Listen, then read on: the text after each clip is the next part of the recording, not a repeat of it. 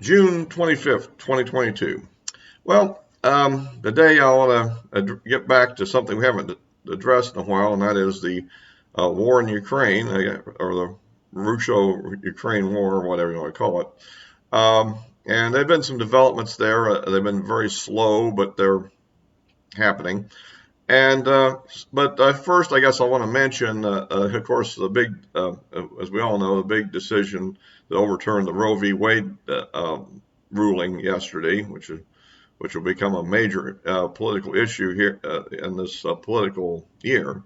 So we'll have to see where that goes. Obviously, where it's going is to your local state legislature, obviously, and maybe the governor's desk, whether he signs or vetoes, whatever comes out one way or the other. And a lot of that's being covered elsewhere. I'll get into that later. It's as we get a little more details, but I think it's a good thing it's happening. I kind of wished it would have happened after the election rather than before the election, just for political purposes. But I guess you can look at it this way: some lives will be saved due to this. So, anyway, let's get on with the situation with the war in Ukraine. The big development is, I guess, that Severodonetsk, because that's how it's pronounced. There's been a battle going on there for some time between the Russian army and the Ukrainian military, and I guess it increasingly it looked like that the Ukrainian forces were about to get surrounded and were doing the defense of that area, and so it appears now that they are now been announced that they are withdrawing, and to a position further back. I think additionally that may just be across the river, but it may also be further back. But I don't think it's that far back, and they'll fall back to another defense line. So that's kind of what's happening there.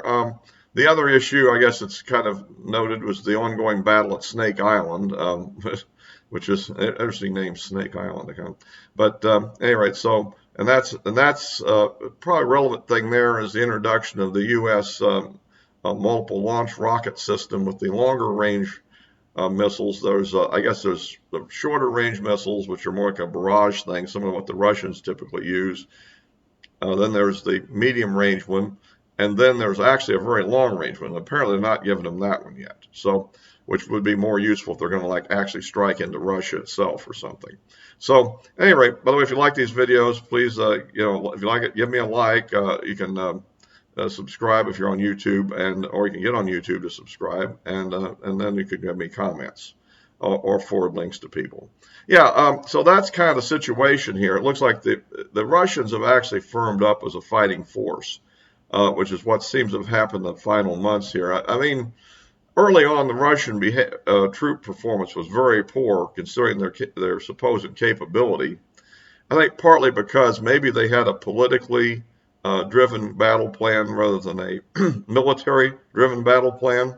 The idea of just driving down the road to Kyiv and conquering it real fast with an armored force, which in many instances wasn't fully prepared, logistically messed up, and perfect targets for ambushes for the javelins and the NLAWs that were provided by NATO countries, U.S. and Britain and so forth. And so that effort was obviously a disaster for the Russians, and they suffered a lot of casualties in that. How many is a little unclear still, but obviously the units involved in that were probably pretty banged up at best. And on the other hand, the battle in the east has become more of a set piece, almost World War I style battle of trench lines and bombardment and so forth. And the Russian advantage overall in artillery has, I think, been very significant in allowing them to kind of firm up. And the other thing I think that's going on is that the peacetime Russian army is not a very, overall, not a very good place. It's an army with a professional cadre and a lot of very short-term conscripts. And so the result of that is that, let's throw a little Russian culture into it. It becomes a little bit of a mafia-like scene, from what I understand, where basically the young conscripts are kind of victimized by the older, more professional soldiers, and required to provide them with certain monies, and they're stealing their boots, and just all kind of harassment stuff, which doesn't build much of a esprit de corps. And with that kind of attitude, I think the early Russian army battles were set back. Elite units probably did a lot better, which probably did have a better esprit de corps, but there you have a situation where there wasn't enough of them, and too many of them got killed for them to be effective. But now what we're seeing, I think, is that now that these people have been in battle for long enough, survival itself becomes kind of the thing, with the Chechens guns to your back, so to speak, and the Ukrainian guns to your front. Eventually, people just have to start getting serious about what they're doing, and I think that they've learned. And I think the high command has learned too. Well, a lot of generals got killed, so I don't know who's commanding it now, but whoever commanded it is obviously somebody that was lucky enough or shrewd enough not to get killed. So I think the result of that is that we now see the Russians as although somewhat depleted, but more effective combat force. And they're using their artillery effectively, and they're slowly moving forward in the Donetsk area. So, and that's kind of where it is. As I said before, I think this thing has turned into a strategic stalemate almost for the moment. Neither side is making major advances, but there is an advantage to the Russians now that they're not that far from their own borders. Their logistics are much easier to do. They don't have to go all the way through Belarus, and apparently there was a lot of people in Belarus that didn't much like what the Russians were doing things like sabotaging the railways and stuff. So, although there's maybe some sabotage going on inside of Russia too. Right now, there was some explosions in Siberia, so I don't know what's going on there, whether these are Ukrainian sympathizers, anti-regime people, or how you want to characterize them that were behind that. There's also a gas explosion that occurred in the United States for transshipment of liquefied natural gas, and there are rumors that could this be due to Russian cyber hacking. But that's certainly only a rumor, and it's certainly not confirmed. So we'll have to wait and see if anything comes from that from our own intelligence or law enforcement people. So that's kind of the situation. The United States is continuing to provide more weapons, but not at the level that the Ukrainians say they want. On the other hand, Ukraine has been increasingly conscripting younger people and apparently throwing them into combat with relatively little training, and which has led to a lot of combat fatalities. In fact, it looks like now we're early on, the combat exchange ratio favored Ukraine. Now it's kind of favoring Russia because the Ukrainians are fighting against a lot of artillery bombardment and areas in very set-piece battles, not battles where they were able to easily ambush the Russians. So that's kind of where we are at the moment. And the bad news is, of course, the grain harvest coming in Ukraine. Things are backed up.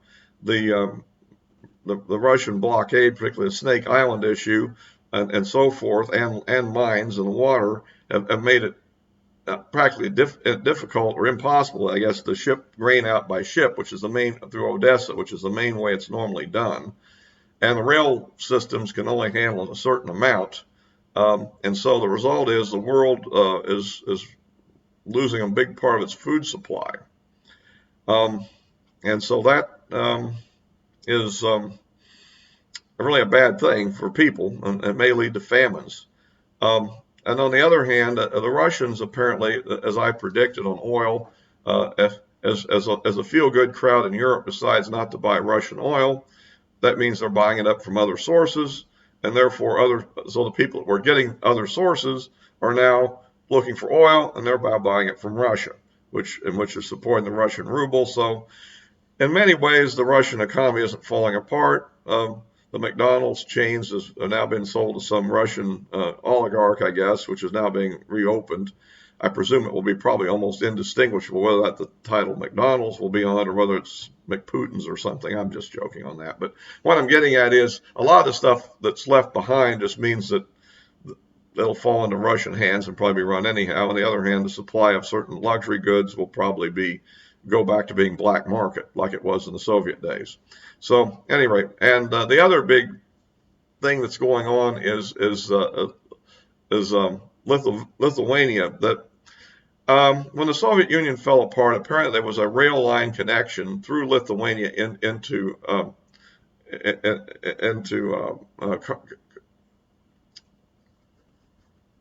no, like that's Kreisberg, but they have a new name for it. But there's this little enclave. I'm sorry about the name. I'm bad with names sometimes. But there's a little enclave. It's near Poland and Lithuania, and basically it's a big Russian military and naval base primarily, but there are people that live there too. And anyhow, the essential issue is that it's now being blockaded by Lithuania, which is causing another little bit of a flashpoint. That there are certain goods that have been embargoed by the EU, and now Lithuania is now honoring that embargo, and which is really annoying the heck out of the Russians. However, I don't think that that there's going to be a major conflict over it, simply because the balance of power, with the Russians barely able to achieve their goals, or any goals, let's say not their goals, but any goals in Ukraine, they just don't have the free forces to go attack Lithuania and start a war with NATO. I don't think they're going to do that. So they're going to be forced to rely on using ships and aircraft to bring in essential supplies, I guess. So that's a downside for the Russian effort there, and an upside for Ukraine. Ukraine, of course, is still wanting more and more heavy weapons. So that's kind of the situation, and we'll have to see how it pans out. So anyhow, then on the other hand, I guess we're well, the gun bill apparently, as it's called, I don't really think it's much of a gun bill. As I said before, it's being signed into law today. Speaking about something that slipped through. But I think the downside of this thing so far is it went through so fast that hardly anybody had a chance to read it. I did take the time to, as I said in my previous video, and in my opinion, if this is gun control, well, I'm not necessarily, it isn't much control, but it may control what is most essential, which is, there has been a case of a few psychotic young people, 18 to 20, buying up AR-15s is what they've been doing now. They could use and attacking schools and stuff and supermarkets. So the tighter background check that's going to be run on them to go into their juvenile records may, filter out some, let's call it, some of the mentally ill people and prevent them from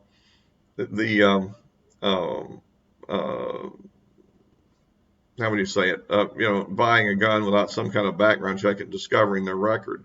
I think that the system, one of the problems with the background check system has always been that there isn't a whole lot of data in it. This is being hailed by the press as this great victory for gun control, but really it isn't. This is nothing like what the Democrats really wanted. And I think it's a substitute for what they really wanted, which means it's actually a win for us, and the Democrats have kind of fell for it. And I hope that the people realize that what we've really done here, for the most part, is to block, kind of a negative bill, and that would have otherwise potentially either just been blocked or would have gone through. The whole issue on red flag now goes to state level. This is not a red flag law itself, so if you don't want one, contact your state legislatures and tell them you don't want a red flag law. I mean, I guess it would be 31 states that don't have them right now.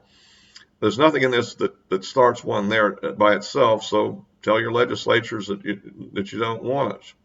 And if you do want it, I would suggest, however, that that the law is going to put restrictions on how the appeal process and so forth will go that currently aren't there in some of these states. And I think that gives the groups like NRA, GOA, Second Amendment Foundation opportunities to file lawsuits to roll some of these things back a little bit and make them more rational. The main thing I believe, of course, is that there needs to be an advocate for the person that's being targeted with this thing, so that the judge hears both sides before somebody shows up in the middle of the night trying to take people's guns. And furthermore, wouldn't it be nice to put a rule that not show up in the middle of the night? That would kind of be a nice idea, I think, as well. But anyhow, but because you don't know. Well, at any rate, that's the situation on this right now, and I'll kind of wrap this video up for now. Anyway, I'll put the formal name of that place and that little enclave the Russians have between Poland and Lithuania in the description below. Sorry, the exact name. It was Königsberg under when it was German, but in Prussia. But I think the Russians have a different name for it now, I think. So anyhow, and of course also links my social media accounts on Twitter and Parler and Gab, etc. are below, and I do post fairly frequently on Twitter, so you can follow me there for my updated comments on a variety of topics. Until next time.